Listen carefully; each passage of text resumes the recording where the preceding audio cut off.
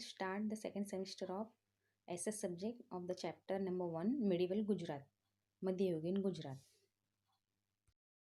A man roamed about a village street playing a song on his Ravanhatta board violin. A group of small children was also roaming along with him. He continued to sing the same song repeatedly, the words of which were Chela Jire Patanti Patola Monga Laujo. तो एक कलाकार जो थे वो रावण हत्ता द्वारा गांव में गीत गाते गाते वो घूम रहे थे, तो उनके साथ बच्चों की टोली भी उनके साथ घूम रही थी और वो एक ही गीत को बार बार वो गा रहे थे और वो था चेला जीरे पाटंती पटोला मोंगा लावजो. Among the children who sang along with the singer was Pratik. When he returned home, he asked his grandfather about the Patola of Patan. Pratik's grandfather had a wealth of historical anecdotes. While telling Pratik about Patola, he informed him about the historical city Anhilwad Patan. तो प्रतीक उन बच्चों में जो प्रतीक जो था वो अपने दादाजी के पास गए, घर पहुंचे, फिर अपने दादाजी से पटोले के बारे में पूछे. तो प्रतीक के दादाजी तो ऐतिहासिक कहानियों के उनके पास बहुत कुछ जानकारी था, तो उन्होंने पटोले का अच्छे से जानकारी और फिर अनहिलवाड़ पाटन के बारे में अच्छे से उनको जानकारी दी. या ऊपर इमेज दिया है पटोला ऑफ पाटन. ये जो है ये पटोला का डिजाइन है.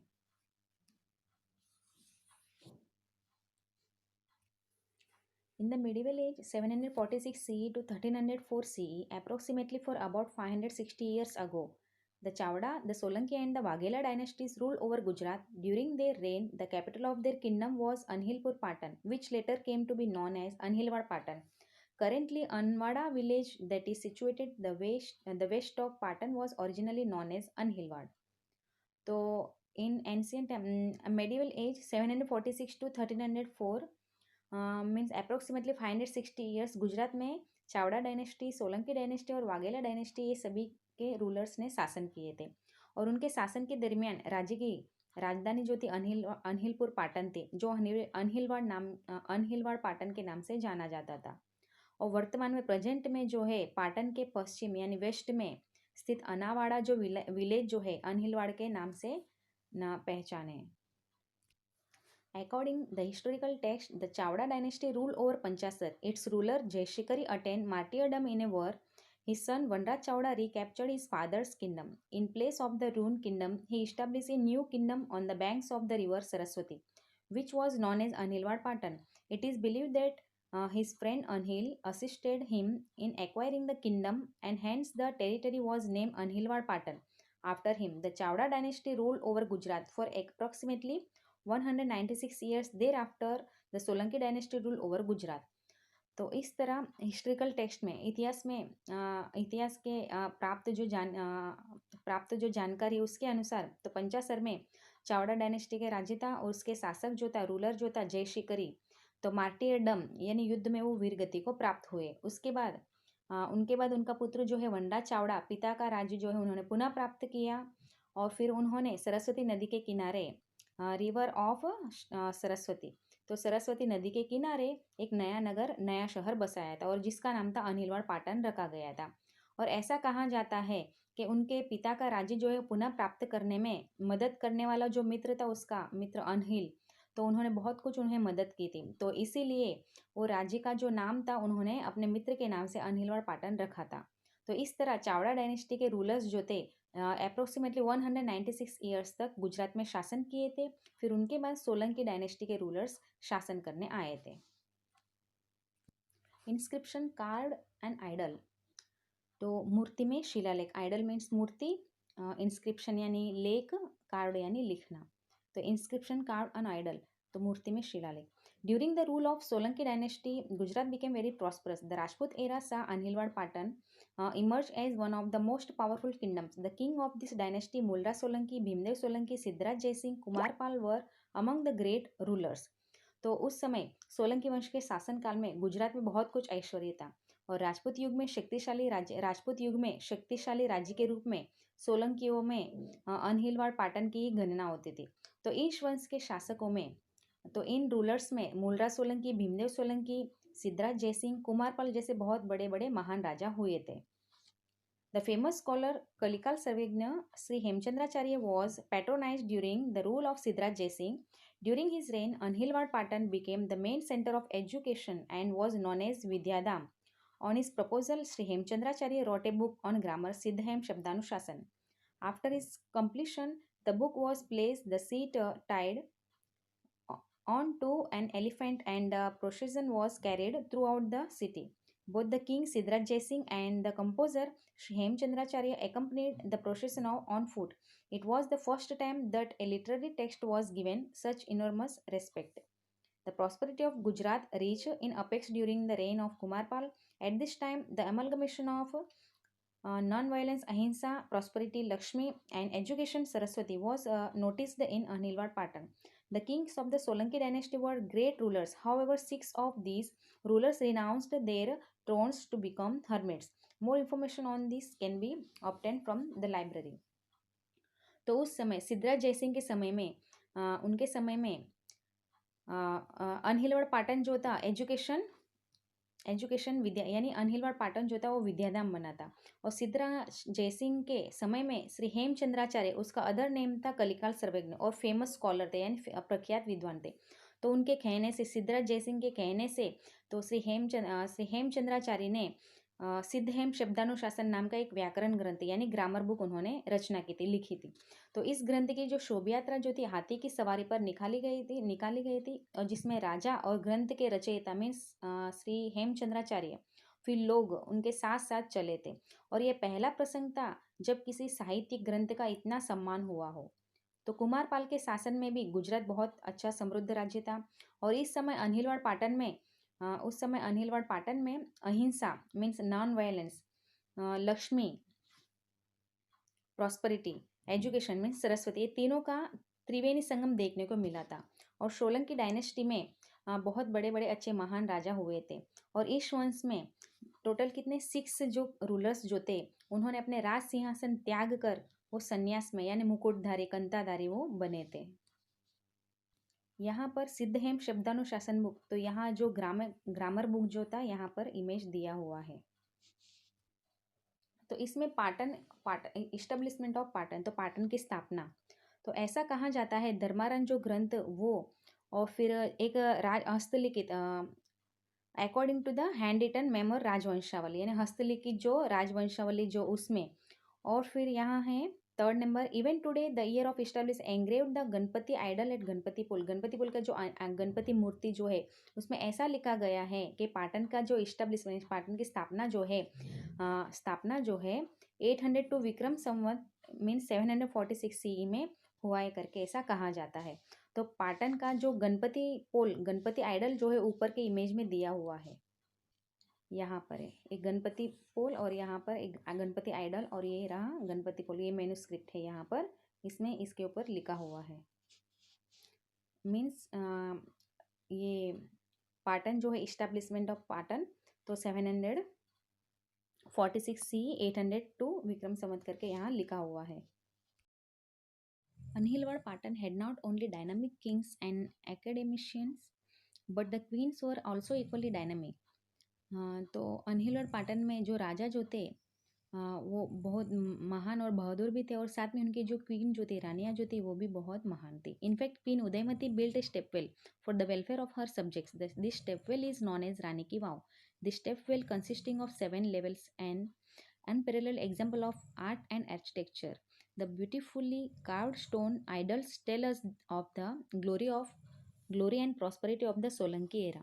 तो इसमें जो है एक रानी उदयमती मीन क्वीन उदयमती जो है प्रजा कल्याण के लिए उन्होंने स्टेपवेल यानी सीढ़ीदार कुएं का उन्होंने निर्माण करवाया था। और यह कुआं जो है रानी की वाव के नाम से भी पहचाना जाता है। और ये 7 मंजिल वाला 7 लेवल 7 मंजिल वाला ये कुआं जो है कला और स्थापत्य का एकदम अद्वितीय उदाहरण है। और कुएं में बनी जो पत्थर की कलात्मक मूर्तियां जो है सोलंकी युग के वैभव का हमें परिचय करवाती है। नेक्स्ट है क्वीन मिनल देवी, किंग सिद्धराज जयसिंह मदर। तो क्वीन मिनल देवी जो थी वो सिद्धराज जयसिंह की मदर थी, माता थी। Was much concern about the welfare of subjects and waiving the pilgrim tax. तो इन्होंने लोगों के कल्याण के लिए उन्होंने पिलग्रिम यानी तीर्थ यात्रा, टैक्स यानी कर, तो लोगों की भलाई के लिए उन्होंने पिलग्रिम टैक्स यानी तीर्थ यात्रा कर उन्होंने बंद करवाया था।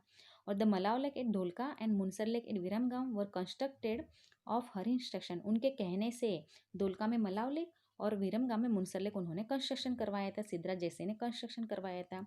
और the Sahastralinga of Patan was constructed by Siddhraj Jaisinh, और सिद्धराज जयसिंह ने पाटन में द सहस्त्रलिंग लेक का उन्होंने कंस्ट्रक्शन करवाया था। यहाँ पर दिया है Munsar lake at Viramgam. The history of Anilwad Patan is associated with the name of brave, heroic lady. After the death of King Ajaypal, his son, being too young, Queen Naiki Devi, his mother, took over the responsibility of the kingdom. अब अनिलवाड़ पाटन में और एक जो राजा जो थे अजयपाल, तो उनकी मृत्यु होने के बाद उनकी जो रानी थी, रानी नायकी देवी, उन्होंने फिर पूरा राज्य का कारोबार उन्होंने संभाला। उस समय उनका एक छोटा पुत्र था। और during this time Shahabuddin Ghori cross the desert and attack Gujarat. Queen Naiki Devi exhibited enormous courage, tied her infant son to herself, led the army of Gujarat into the battle and successfully defeated Shahabuddin गोरी।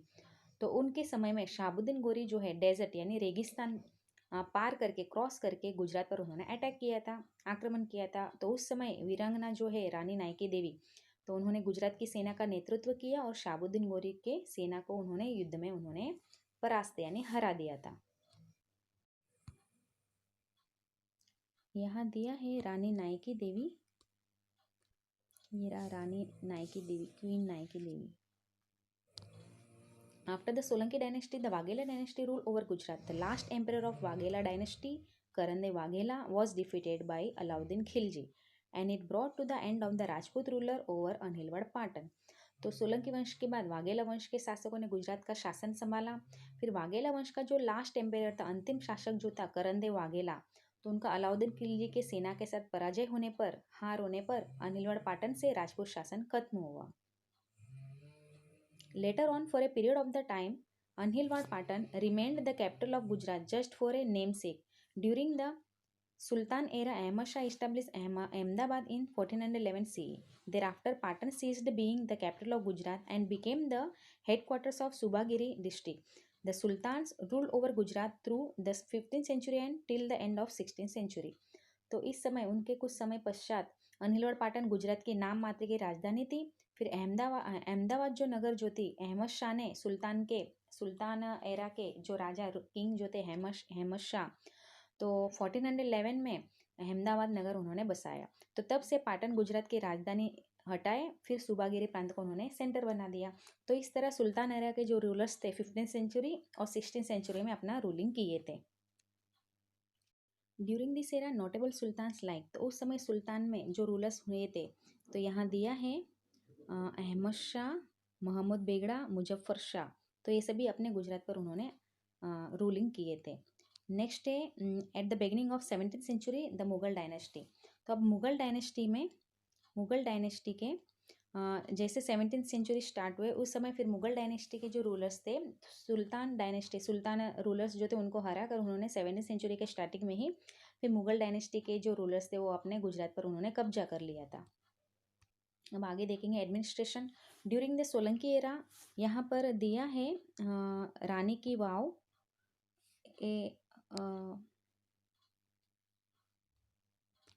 ये रानी की वाव 7 स्टेप्स का 7 फ्लोर्स का step well है। During the Solanki era, the king was the most powerful of all. The various departments of the kingdom were handled by different ministers.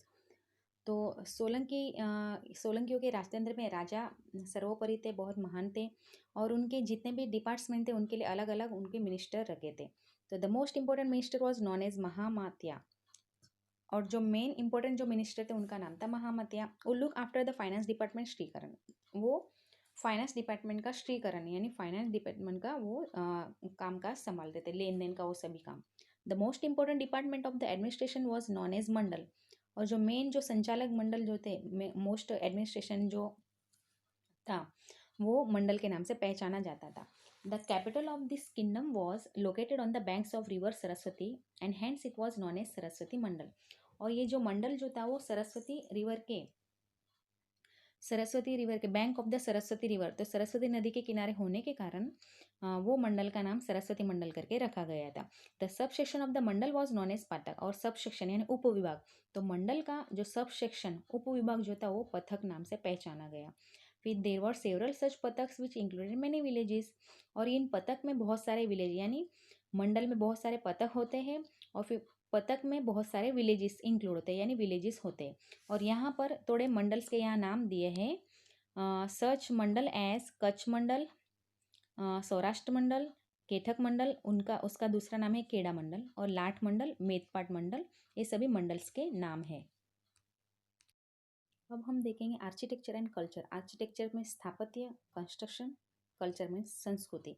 Many people follow Shaivism in Gujarat during the Solanki era. तो Solanki era उस समय में, सोलंकी वंश के समय में बहुत सारे लोग शैविज्म यानी शैव धर्म को मानने वाले लोग थे। शैविज्म मीन शिव जी की आराधना करने वाले, शैव धर्म को मानने वाले, तो शैविज्म लोग जो ज़्यादा थे उस समय। Eight this time Somnath was the prime centre of Shaivism. तो उस समय सोमनाथ टेम्पल जो था उनके लिए मेन तीर्थ था शैव धर्म के लिए, शैव धर्म के लोगों के लिए। While Dwarka was the famous Pilgrim centre for the Vaishnavas. और वैष्णवा मीन्स जो विष्णु कृष्ण जी को मानते हैं वो वैष्णवास कहा जाता है। तो वैष्णवा के लिए जो है द्वारका टेम्पल जो है वो फेमस पिलग्रिम था, उनके लिए मेन तीर्थ यात्रा था। The influence of the Buddhism reduce during the medieval age while Jainism gathered momentum. तो उस समय बुद्धिज्म का, बौद्ध धर्म का इतना ज़्यादा प्रभाव नहीं था, बट जैनिज्म यानी जैन धर्म का बहुत कुछ प्रभाव था। As a result many magnificent Jain temples were build. और उसका परिणाम स्वरूप ही बहुत सारे जैनों के टेम्पल्स, जैन देरासर भी उस समय बिल्ड करवाए थे यानी बांधकाम करवाए थे। This period also saw the progress of architecture, sculpture and painting. और इस समय का पीरियड जो है स्थापत्य, शिल्प और चित्रकला में बहुत अच्छी प्रगति हुई थी। The architecture of this time exhibited the Rajasthani style of temple carving. और उस समय जितने भी स्थापत्य बनवाए थे तो राजस्थानी मंदिरों की शैली के उस तरह राजस्थानी मंदिरों की शैली का प्रभाव इसमें हमें देखने को मिलेगा। तो the sun temple of Modhera, the Vimal Vasahi temple of Abu were constructed in the 11th century. तो 11th सेंचुरी में मोडेरा का जो सन टेम्पल है वो, और फिर माउंट आबू के विमल वासाई है, वो दोनों कंस्ट्रक्शन करवाए थे 11th सेंचुरी में। Next Rudramahalaya and Somnath, reconstructed Somnath temple in built in the 12th century. तो 12th सेंचुरी में रुद्रमहालया और रिकंस्ट्रक्टेड यानी फिर से उनका पुनरुद्धारण किया गया था सोमनाथ टेम्पल का, ये 12th सेंचुरी में बिल्ट किए थे। The 13th century saw the construction of Delwara temples of Mount Abu, which attained the prominent place in the architectural splendor of India. फिर 13th century में देलवारा टेम्पल्स उन्होंने फिर बिल्ड करवाया था। Along with the temples architecture of Gujarat, other architectural works such as lakes, forts, gateways, arches of temples, torrents were also included. तो इसमें एक स्थापत्य के अलावा लेक्स यानी तालाब बनवाए थे, किले, फोर्ट्स यानी किले बनवाए, गेटवे यानी दरवाजा बनवाए, आर्चेस ऑफ टेम्पल्स यानी तोरन्स भी बनवाए। तोरण मीन्स यहाँ ऊपर दिया हुआ है इमेज, ये रहा कीर्ति तोरण, तो ये है कीर्ति तोरण ऐसे। और इसमें है ये कीर्ति तोरण जो है ये वडनगर का कीर्ति तोरण है, और ये वडनगर का कीर्ति तोरण है और ज़्यादा फेमस है, खूब फेमस है।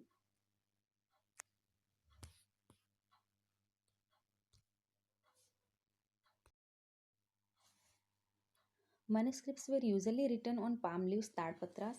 Margins were drawn along the four sides of these 2-3 feet long and 2-3 feet inch wide leaves and within the limited space. Writings or drawings were executed beside this. A lot of literary work on Jainism was accomplished during the Solanki era, like the Dvayashray Granth.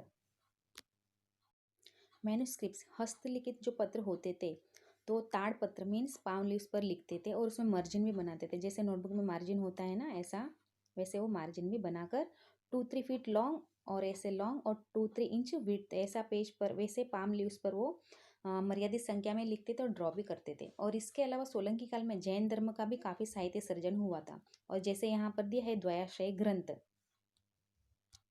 Ahmedabad became the center of administration during the Sultanate regime. Many books were written in Persian. तो सल्तनत काल में अहमदाबाद जो है वही main centre था, और उस समय पर्शियन लैंग्वेज मीन्स पारसी भाषा में फिर बहुत सारे साहित्य लिखे गए थे। Also many works in Gujarati have been written during this period. और उसी समय गुजराती लैंग्वेज यानी गुजराती भाषा में भी साहित्य सर्जन हुआ था। Many famous mosques were built during the sultanate as well as the Mughal era. तो उस समय सुल्तानेट एरा में और मुगल के समय में बहुत सारे मस्जिदों का निर्माण भी हुआ था। The famed Sidi Saiyyed grill of Ahmedabad and the Sarkhej Roza mosque were constructed during at this time. Grill mean जाली। तो अहमदाबाद में अभी भी सीदी सैयद की जाली और सरकेज रोजा मस्जिद, ये दोनों कंस्ट्रक्शन जो है उसी समय करवाए थे। Thus, during the Medieval Age, for almost 560 years, Gujarat was ruled over by the Rajput dynasty and later by the Sultanate era and the Mughal era. This is evident from the architectural splendor and the literary works of that period. तो इस प्रकार गुजरात में लगभग 560 years तक राजपूत वंश के शासकों ने और उनके बाद सुल्तान और मुगल काल में कुछ सुल्तान सूबेदारों ने शासन किया और इनका शासनकाल की झांकी जो है कला स्थापत्य और साहित्य द्वारा देखा जा सकता है।